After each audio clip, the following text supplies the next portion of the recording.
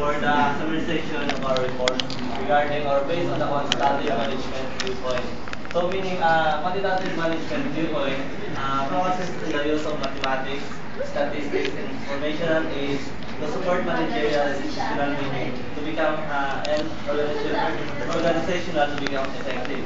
So meaning dito, yung mga viewpoint regarding on how to invest or manage a certain business to become successful. So, dito, eto nga sinasabi ko, informational aid. Informational aid. So, dito gumagamit tayo ng mga high-tech technology in order na our business will become successful. So, gagamit na tayo ng mga bagong pamaraan. Next is there are three branches of management science.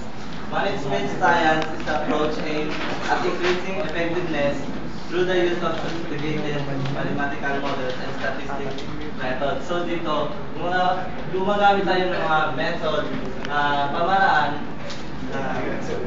in order to solve. For example, sa business natin, maka-encounter tayo ng problem. So magawa natin ng paraan para yung business na yun makasurvive.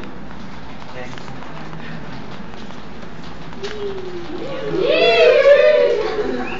Bagay.